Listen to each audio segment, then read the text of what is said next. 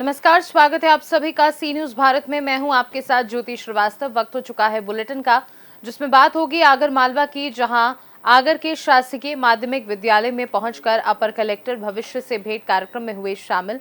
साथ ही बात होगी ग्लास की, जहां रोटी युवा समिति द्वारा 5 रुपए प्लेट खाने का आया व्यक्ति की जेब साफ हो गई। और बताएंगे कैसे रामपुर में जिला चिकित्सालय पहुंचे सीएमएसडी के वर्मा ने किया औचक निरीक्षण, मचा हड़कंप। ऐसी तमाम खबरों पर विस्तार से होगी चर्चा। भविष्य से भेंट कार्यक्रम अंतर्गत अपर कलेक्टर आरपी वर्मा आज गुरुवार को ग्राम आवर के शासकीय माध्यमिक विद्यालय पहुंचे, जहां उन्होंने बच्चों को पढ़ाया व अपने भविष्य उज्जवल बनाने के लिए मन लगाकर पढ़ाई करने के लिए प्रेरित किया। अपर कलेक्टर ने बच्चों से संवाद करते हुए कहा कि विद्यार्थी जीवन का सदुपयोग करें, अपना लक्ष्य निर्धारित कर धैर्य, लगन व कड़ी मेहनत से उसे प्राप्त करें। सुनहरे भविष्य के लिए आज अच्छे से पढ़ाई करनी होगी।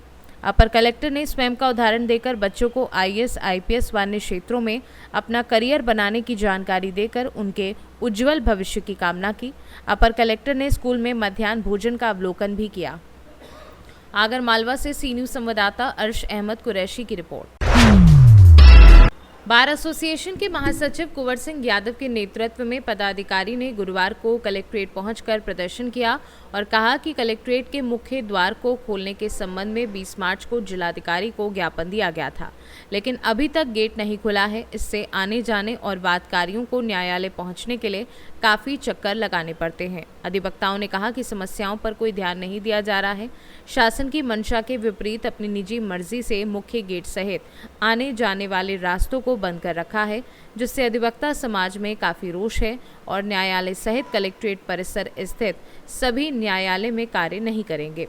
अधिवक्ताओं ने कहा कि इस पत्र के माध्यम से जिलाधिकारी को अवगत कराया है कि 7 अप्रैल तक मुख्य गेट सहित कलेक्ट्रेट परिसर के अन्य सभी बंद गेटों को न खुलवाया गया तो अन्यथा की स्थिति में परिसर में स्थित न्यायालय में न्यायिक कार्य नहीं करेंगे।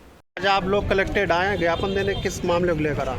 हम लोग आए हैं यहाँ पे जो मुख्य गेट माननीय जिलाधिकारी महोदय बंद किए हुए हैं एवं चकबंदी की तरफ जाने के लिए बीच में जो रास्ता था वो भी बंद है। आवागमन के सभी रास्ते लगभग बंद हैं, जिससे हम अधिवक्ताओं को न्यायालयों में पैरवी करने में काफ़ी असुविधा का सामना करना पड़ रहा है।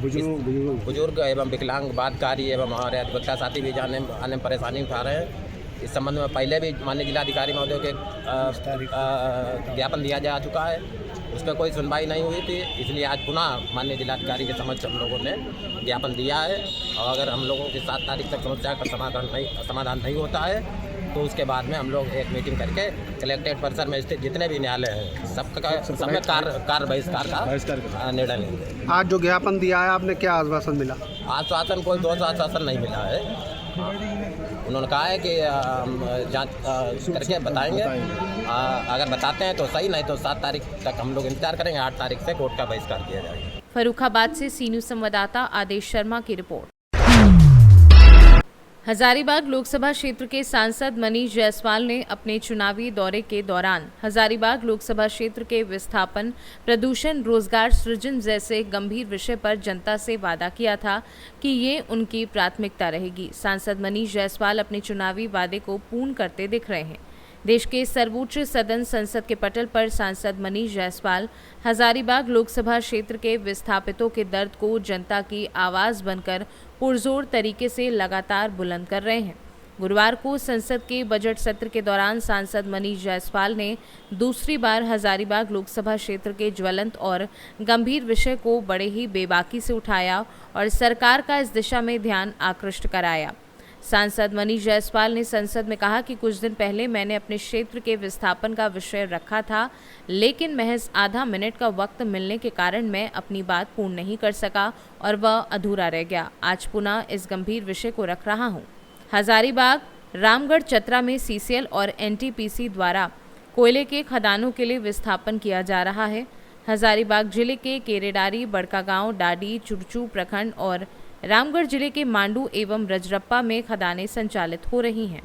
सांसद मनीष जायसवाल ने कहा कि एनटीपीसी की जो कॉल परियोजना संचालित है उसमें ये 4 प्रकार से विस्थापकों को लाभ देते हैं, जिसमें रैयत के ज़मीन का दाम, उनके एसेट का दाम, विस्थापन का लाभ और रोजगार शामिल है। श्री मनीष जायसवाल जी, श्री मनीष जायसवाल जी। बहुत बहुत धन्यवाद अध्यक्ष जी। आज आपने एक बहुत ही महत्वपूर्ण विषय पर बोलने का अवसर दिया है। अध्यक्ष जी, कुछ दिन पहले मैंने एक बहुत महत्वपूर्ण विषय जो मेरे क्षेत्र का विस्थापन का विषय है वो रखा था, लेकिन आपने आधा ही मिनट दिया, इससे पूरी बात मैं नहीं रख पाया था। आज उसी बात को मैं पूरा कर रहा हूं। अध्यक्ष जी, हजारीबाग, रामगढ़, चतरा में सीसीएल और एनटीपीसी के द्वारा खदानों के लिए विस्थापन किया जा रहा है, कोयला के खदानों के लिए। हजारीबाग जिले के केरेडारी, बड़का गांव, डारी, चुरचू और रामगढ़ जिले के मांडू और रजरप्पा में ये दिया है। अध्यक्ष जी, मैंने लिख के दिया है। अध्यक्ष जी, ये आज का विषय मैं विशेष करके एनटीपीसी की तरफ ले जाना चाहूंगा कि एनटीपीसी की जो कोल माइनिंग परियोजना है उसमें ये लोग कॉम्पनसेशन के रूप में 4 चीज देते हैं। एक तो जमीन का दाम देते हैं जो कि अभी 24 लाख रुपया दे रहे हैं, जबकि मार्केट में जमीन का कीमत बहुत ज्यादा है, तो कम से कम उनको बढ़ा करके देना चाहिए 40 लाख। ये विषय मैंने पहले भी रखा था। दूसरा, एसेट का कॉम्पनसेशन देते हैं कि मेरा अगर मकान बना हुआ है, अब अध्यक्ष जी देखिए, पक्के मकान का 950 रुपया कॉम्पनसेशन देते हैं और कच्चे का 650 रुपया प्रति स्क्वायर फीट। ये क्या अन्याय है अध्यक्ष जी। आज अगर जो ये लोग अपना स्कीम बनाते हैं तो 2200-2500 रुपया कम से कम पर स्क्वायर फीट रखते हैं, लेकिन अगर कॉम्पनसेशन देने की जब बारी आती है गरीबों को तो वो एकदम बिल्कुल आधा देते हैं। तो मेरा मांग है कि ये जो मकान का कॉम्पनसेशन देते हैं इसके दर को बढ़ाना चाहिए। जो अभी पक्का का 950 है उसको 2000 करना चाहिए, जो कच्चा का 650 है इसको लगभग 1500 रुपया करना चाहिए। तीसरा, विस्थापन का लाभ। अब देखिए, यहीं पे पेच फंसता है अध्यक्ष जी। इन्होंने क्या किया है कि एक जिस दिन इनका माइंस शुरू हुआ 16/5/2016 को पकरी बरवाडी करके एक माइंस है, उस दिन इनका माइंस शुरू होता है। उन्होंने कट ऑफ डेट एक तय किया कि इस डेट को 16/5/2016 को जिन लोगों की आयु 18 साल की होगी हम केवल उनको देंगे। लेकिन वो जमीन का विस्थापन कब कर रहे हैं? आज 2025 में, 2026 में। उन्होंने मुझे रोक दिया कि मैं 16 के बाद उस जमीन पर कुछ नहीं कर सकता हूं। सेक्शन 4 और सेक्शन 9 वहां लागू हो जाता है, ना तो हम वहां घर बना सकते हैं ना बेच सकते हैं। और अगर आज वो हमसे लेते हैं, जिस दिन वो लेंगे उसी दिन का कॉम्पनसेशन देना चाहिए, ये न्याय उचित होगा। तो मेरा आपके माध्यम से ये भी मांग है कि ये जो कॉम्पनसेशन है इसके रेट को, ये जो डेट है इसको बढ़ाया जाए। अध्यक्ष जी, 1 मिनट हमको समय दीजिए, मैंने बहुत मुश्किल से आज आया है अध्यक्ष जी। दूसरा मेरा है अध्यक्ष जी, इस इलाके में एनटीपीसी टोटल मैकेनाइज कर रही है। कन्वेयर बेल्ट से कोयला आएगा और अपने आप रैक लोडिंग सिस्टम से लोड हो जाएगा। मतलब वहां के लोगों को केवल देखना है और आवाज सुनना है और धूल सहना है। जितने लोगों ने गाड़ियां खरीदी हैं अध्यक्ष जी, अभी आप देखेंगे कि 15 मिलियन टन आज के दिन में ट्रांसपोर्ट हो रहा है। इन्होंने किया है कि 2025 में 3 मिलियन टन रोड से जाएगा और 2026 के बाद से 0 हो जाएगा। हजारीबाग से सी न्यूज संवाददाता सुनील कुमार ठाकुर की रिपोर्ट। इगलास में रोटी युवा समिति द्वारा गरीब, बेसहारा, वस्त्रहीन लोगों को रोटी से लेकर वस्त्र आदि का समय समय पर ध्यान रखती है। इसी के तहत गुरुवार को शाम करीब 7 बजे विष्णु पान वालों के सामने सड़क पार रोटी युवा समिति द्वारा 5 रुपये प्रति थाली की दुकान लगाई गई। 5 रुपये की थाली मिलने के लालच में इगलास नगर के जितेंद्र बंसल वहां पहुंच गए। वहां रोटी बैंक की भीड़ में जेब कटू ने उनकी जेब से 3000 रुपये पार कर दिए। रोटी बैंक की ढकेल के सामने विष्णु पान वालों की दुकान पर कोल्ड ड्रिंक पीने पहुंचे। जब पैसे देने के लिए जेब में हाथ डाला तो पता चला कि जेब कट गई। उनकी जेब से 3000 रुपये साफ कर लिए गए। हाँ भैया, क्या नाम है आपका? मेरा नाम जितेंद्र बंसल। कहाँ के रहने वाले हैं आप? राबता बिहार कॉलोनी। हाँ, कैसे परेशान दिखाई दे रहे हो? अरे परेशान किया, जेब में पैसे निकाल लिए किसी ने। कहाँ से? यहाँ सामने ये रसोई चल रही थी। रोटी बैंक। हाँ। 5 रुपये प्लेट के लोग में पहुँच गए आप? 5 रुपये प्लेट के लोग में पहुँच गए था। कितने पैसे थे आपके पास? 3000 रुपये। कहाँ रखे थे? पीछे की पॉकेट में। तो उसके बाद क्या हुआ? कहाँ देखे आपने पैसे? कैसे मालूम पड़ी आपको? मैं कोल्ड ड्रिंक पीने आया तो मामा दे के पैसे। कहाँ गए थे कोल्ड ड्रिंक पीने? सामने ही विष्णु पान वालों के। पता चला कि जेब में पैसे नहीं है? जेब में पैसे नहीं है। इगलास से सी न्यूज संवाददाता इंद्रजीत प्रेमी की रिपोर्ट। झालावाड़ में जिला कलेक्टर अजय सिंह राठौर ने गुरुवार को घाटोली थाने का निरीक्षण किया। इस दौरान उन्होंने बीएल गन पंजिका एवं आर्म्स रजिस्टर की जांच करते हुए थानाधिकारी को बीएल व एमएल गन के रजिस्टर का संबंधित कार्यालयों से मिलान करवाए जाने तथा जिन अनुज्ञा पत्रों का नवीनीकरण नहीं हो रहा है उनके विरुद्ध नियमानुसार कार्यवाही करने के निर्देश दिए। जिला कलेक्टर ने स्थायी वारंटी, पेंडिंग प्रकरणों तथा पेंडिंग माल का शीघ्र निस्तारण करवाने एवं हिस्ट्री शीटर की सूची थाने के बाहर चस्पा करने के निर्देश भी थाना अधिकारी को दिए। झालावाड़ से सी न्यूज़ संवाददाता रमेश चंद शर्मा की रिपोर्ट। जौनपुर जिला के शाहगंज नगर के दादर पुल के समीप सुशील देवी हॉस्पिटल की निर्देशिका और प्रसिद्ध महिला रोग विशेषज्ञ डॉक्टर मौलशी चित्रवंशी ने पलथी तिराहा के समीप स्थित प्राचीन काली चौरा मंदिर में नवरात्रि के पावन अवसर पर माता रानी की कृपा से माता रानी का जागरण का आयोजन किया, जिसमें पूर्वांचल के प्रसिद्ध भजन गायक नेता विनोद कुमार गौरव ने अपने भजनों से मन मोह लिया। आयोजक डॉक्टर मौलशी चित्रवंशी ने भी मां के दरबार में कई भक्ति गीत माता की कृपा पाने का प्रयास किया। सभी श्रद्धालुओं का स्वागत उनके पति व वरिष्ठ सर्जन डॉक्टर प्रेमचंद चित्रवंशी और सभी के प्रति आभार उनकी छोटी बेटी रेडियोलॉजिस्ट डॉक्टर श्रेया चित्रवंशी ने प्रकट किया। इस माता रानी के जागरण में मां के भजन संकीर्तन में सभी श्रद्धालु सहभागी बनकर माता रानी का आशीर्वाद प्राप्त किए। जौनपुर से सी न्यूज़ संवाददाता दिवाकर मिश्रा के साथ दीपक सिंह की रिपोर्ट। सामुदायिक स्वास्थ्य केंद्र पर चिकित्सा अधीक्षक डॉक्टर रफीक फारूकी की अध्यक्षता में संचारी रोग नियंत्रण एवं दस्तक अभियान की शुरुआत की गई। डॉक्टर रफीक फारूकी ने बताया, माह भर चलने वाले संचारी रोग नियंत्रण हेतु अभियान शुरू कर दिया गया है। नगरपालिका समेत विभिन्न विभागों के सहयोग से पूरे नगर क्षेत्र में साफ सफाई, एंटी लार्वा छिड़काव, झाड़ियों की सफाई, जल जमाव निस्तारण, नालों की सफाई एवं शुद्ध पेयजल की आपूर्ति सुनिश्चित की जाएगी। इस बाबत आज से 30 अप्रैल तक साफ सफाई फॉगिंग अभियान चलेगा। तदुपरांत 10 अप्रैल से आंगनबाड़ी कार्यकर्त्री एवं स्वास्थ्य कर्मियों द्वारा घर घर भ्रमण कर संचारी रोग से पीड़ित व्यक्तियों को चिन्हित कर उन्हें जल जनित, मच्छर जनित एवं गर्मी के मौसम में होने वाली बीमारियों से जागरूक करेंगी। वहीं जल जमाव से बचाव हेतु जागरूकता, मच्छरों से बचाव हेतु सफाई व मच्छरदानी के इस्तेमाल हेतु प्रेरित किया जाएगा। इस दौरान doctor RB Yadav, doctor Jamaluddin, doctor RK Verma, doctor Sanjeev, doctor Anand Kumar आदि स्वास्थ्य कर्मी मौजूद रहे। बहुत सही समय आपका सवाल है। ये हमारा गर्मी का प्रकोप शुरू हो गया है और इस मौसम में बहुत सारी बीमारियों का संचार बहुत तेज़ी से होता है। इसी को मद्देनजर रखते हुए हमारी सरकार ने पहली अप्रैल से लेकर के ये पूरे महीने ये संचारी अभियान का जो है महीना शुरू किया हुआ है, जिसमें पहली तारीख से लेकर के महीने के आखिर तक हमारा जो है संचारी अभियान चलेगा, जिसमें हमारा चिकित्सा विभाग, हमारा जो है नगर पालिका विभाग और हमारी जो संस्थाएं हैं, सामाजिक संस्थाएं हैं, जैसे कि हमारा लायंस क्लब हो गया और जो भी यहाँ पर जेसीज जो है एक संस्था काम करती है, तो इनके सहयोग से हम अपने जनता में जागरूकता पैदा करेंगे कि एक तो वो सफाई रखें और आसपास की जितनी भी नालियाँ हैं, जो भी जहाँ पर भी गार्बेज है, कूड़े हैं, जहाँ पर इकट्ठे हैं और सड़ रहे हैं, पानी की नाली का जो पानी है रुका हुआ है, वो सड़ रहा है, वो सब बहुत ही जानलेवा है। उसी में मच्छर और तमाम बीमारियाँ पैदा होंगी और उन्हीं से जो है इन्फेक्शन हमारे कम्युनिटी में फैलेगा।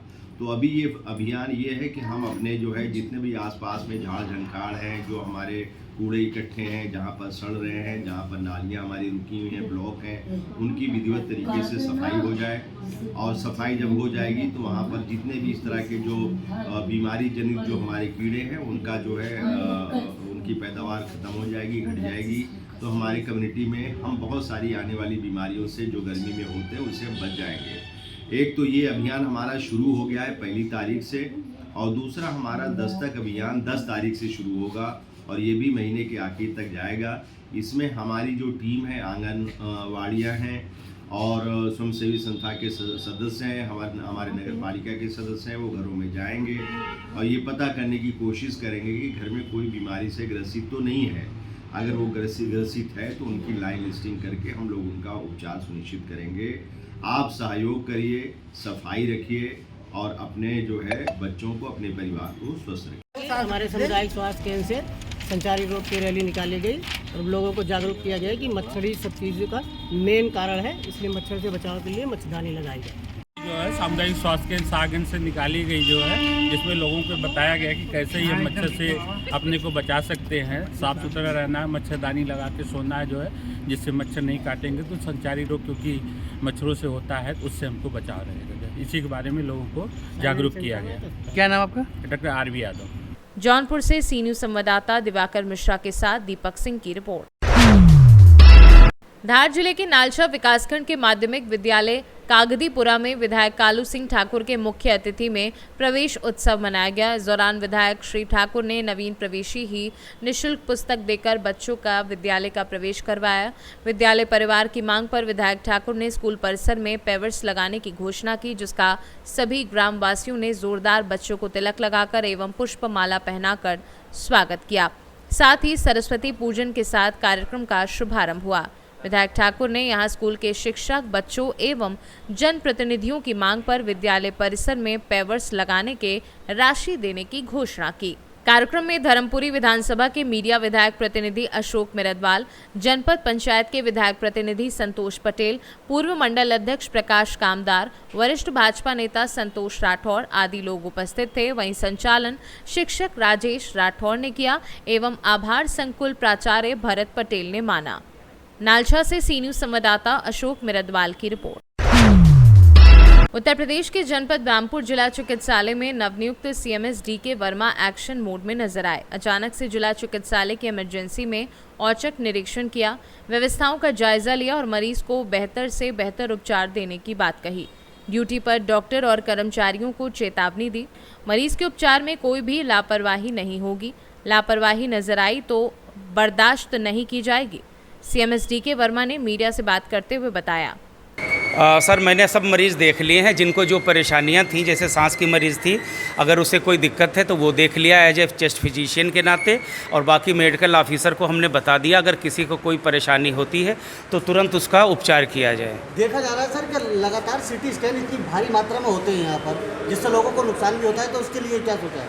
सर अब हमने आज कर दिया है ऐलान और उस पर नोटिस पे भी हमने चस्पा कर दिया है, और कल से जो ज़रूरत होगी वही सीटी स्कैन करवाए जाएंगे, और ख़ासकर वही जो अति पुअर लोग होंगे उनके सीटी स्कैन होंगे, और जिनको ज़रूरत होगी चाहे वो एक्सीडेंटल हों और अगर किसी तरीके को उनको मानसिक परेशानी है उन्हीं के सीटी स्कैन होंगे। भारी संख्या में वार्डों में और इमरजेंसी में लड़के पाए जाते हैं यहाँ पर, क्या करेंगे सर? मैं कल से इनकी आइडेंटिटी अलग कर रहा हूँ, ठीक है? उसमें जिसको हम आईडी कार्ड देंगे उसके गले में हमारा टैग लगा होगा, और हमने यहाँ के जो स्टाफ और सुरक्षा कर्मी लोग हैं उनको भी बता दिया है कि अगर कोई बाहरी व्यक्ति पाता है और लगातार 3 से 4 दिन आपको दिखता है तो आप उसके जिम्मेदार, आप उसके साथ कोई भी व्यवहार करें। मेरे स्टाफ से और हमसे कोई मतलब नहीं है। मेरा अगर कोई स्टाफ का है तो उसको हम आईडी देंगे और वो कार्य करेगा, चाहे वो स्टूडेंट हो, चाहे वो ट्रेनी हो, चाहे डॉक्टर्स हो, और चाहे हमारा अधिकारी कर्मचारी। रामपुर से सी न्यूज़ संवाददाता राजू की रिपोर्ट। मध्य प्रदेश के दमोह जिले में हुई नगरपालिका सीएमओ के साथ हुए एवं दुर्व्यवहार के विरोध में आज सीहोर नगरपालिका के अधिकारी एवं कर्मचारी कलेक्ट्रेट में ज्ञापन देने पहुंचे। बिना पूरी घटना की जानकारी के जो हमारी मीडिया की टीम ने पूछा कि किस कारण दमोह के सीएमओ पर मारपीट गाली गलौच हुई, इसके जवाब में उन्होंने बताया कि मीडिया को सब पता है, पर कानून हाथ में लेने का किसी का हक नहीं। हम इसका पूर्ण तरीके से विरोध करते हैं। वहीं हम हमारे हर कर्मचारी के साथ हमेशा तत्पर रहेंगे। हमारी एकता ही हमारी ताकत है। आप ये जो आवेदन देने के लिए आए हैं, किस प्रकार का मामला है, तो किस प्रकार की मांग रखी है आपने? हम सभी जिले के सभी सीएमओ और अपने नगरीय निकाय के अधिकारी कर्मचारियों के साथ जो दमोह में एक घटना हुई है, वहाँ के जो मुख्य नगर पालिका अधिकारी हैं प्रदीप कुमार शर्मा, उनके साथ काफ़ी वो की गई है, उनकी मानहानि की गई है, तो इस संबंध में आज और उनको शारीरिक रूप से चोट भी पहुंचाई गई है। इस वजह से हम सभी अधिकारी और कर्मचारीगण आज हमने माननीय मुख्यमंत्री महोदय के नाम पे ज्ञापन एडीएम सर को सौंपा है, यहाँ पर जिले में सौंपा है, और हम पूरा जो जिले के अधिकारी हैं और हमारा जो सीएमओ संघ, नगरीय निकाय कर्मचारी संघ, सभी इस उचित कार्रवाई की हम शासन से मांग करते हैं। सर, वो दमोह वाली घटना की पूरी जानकारी आपको किस प्रकार की घटना हुई थी? डिटेल में ज़्यादा जानकारी तो आप पूरे मीडिया में है, आप उसको देख सकते हैं, पर यही है कि वहाँ प्रदीप कुमार शर्मा जो वहाँ के जो मुख्य नगर पालिका अधिकारी हैं, उन्होंने कुछ प्रशासनिक कसावट लाने का प्रयास किया और नियम संगत तरीके से कार्य किया है, परंतु कुछ राजनीतिक दोष समझ लें या कि कुछ उनके विरोधी थे, वहाँ के कुछ शायद ठेकेदार वगैरह मिली भगत से उनके साथ ऐसा दुर्व्यवहार किया गया जो कि उचित नहीं है। सर, आरोप तो ये था कि भगवा झंडा फेंका था उन्होंने। नहीं, ये अब इस पर मैं तो आपको कमेंट कोई भी नहीं कर पाऊंगा, आप न्यूज दे सकते हैं क्योंकि मामला दमोह का है, बट ये है कि सभी नगरीय निकाय के सभी अधिकारी कर्मचारी कोई भी मामला हो इस तरह से किसी के साथ दुर्व्यवहार तो कानूनन रूप से उचित नहीं है। इस वजह से सभी लोग ज्ञापन दे रहे हैं और हमने भी दिया है और अब कल हम जो है आयुक्त महोदय नगरीय प्रशासन विभाग को भी इसका ज्ञापन देंगे ताकि जो भी दोषी है उसके खिलाफ उचित से उचित कार्रवाई की जाए। Thank you. सीहोर से सी न्यूज संवाददाता रजनी राय की रिपोर्ट। इस न्यूज बुलेटिन में बस इतना ही। देश दुनिया की बाकी खबरों को जानने के लिए आप देखते रहिए सी न्यूज भारत।